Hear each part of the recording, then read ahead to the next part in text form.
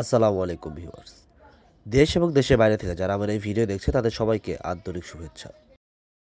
Orin travels গায়ে বান্ধার পর Mercedes বেঞ্জের বাস দিয়ে জয়পুর হাটেও বেশ ভালো সুনাম কামিয়েছে তারা।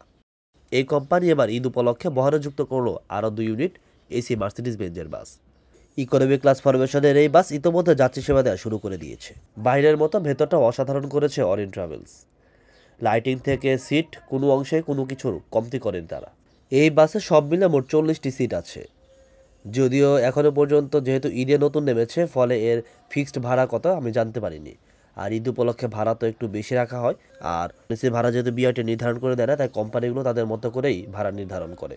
যার কারণে ঈদ শেষ হওয়ার পরে আসলে বোঝা যাবে এই বাসের ভাড়া তারা কত নির্ধারণ করে। এই হচ্ছে বাসের সিটের অবস্থা। এই সিটগুলো মোটামুটি লেভেলের ভালো। নেক পিলো আছে, এটি বেশ নরম। সিট পেছনে ফোল্ডিং করা যাবে, যদিও কোনো সিটের সাথে লেগ রেস্ট আপনি পাবেন না। লেগ রেস্ট থাকলে বেশ ভালোই হতো, এসি বাসগুলোর ক্ষেত্রে এটি ডিমান্ড করে।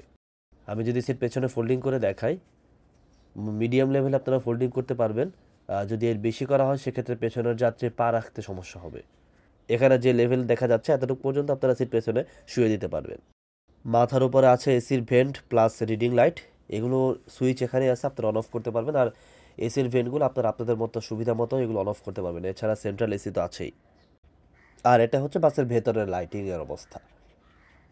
অসাধারণ লাইটিং করেছে অরিন ট্রাভেলস। বাস দেখতেও খুব সুন্দর লাগছে।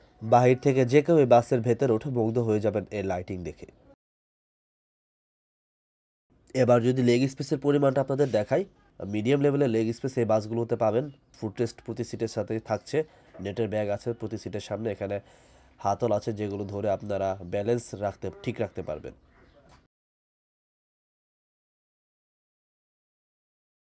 সব মিলে বলা যায় একটি অসাধারণ বাস অরিন ট্রাভেলস বানিয়েছে। এই বাসটি কিন্তু বাংলাদেশের প্রেক্ষাপটে একদম নতুন, অর্থাৎ যে বডি অরিন ট্রাভেলস অ্যাপ্লাই করেছে বাংলাদেশের প্রেক্ষাপটে এটি একদমই নতুন। এর আগে এরকম বডি শেপ বাংলাদেশে কোনো বাসই অ্যাপ্লাই করেনি।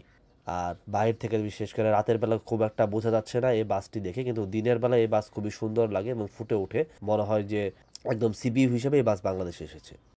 এটা হচ্ছে বাসের ব্যাক সাইড। ব্যাক সাইডে কিন্তু খুব সুন্দর করেছে। মোট কথা এই বাসের আউটডোর বা ইনডোর সবই সুন্দর হয়েছে।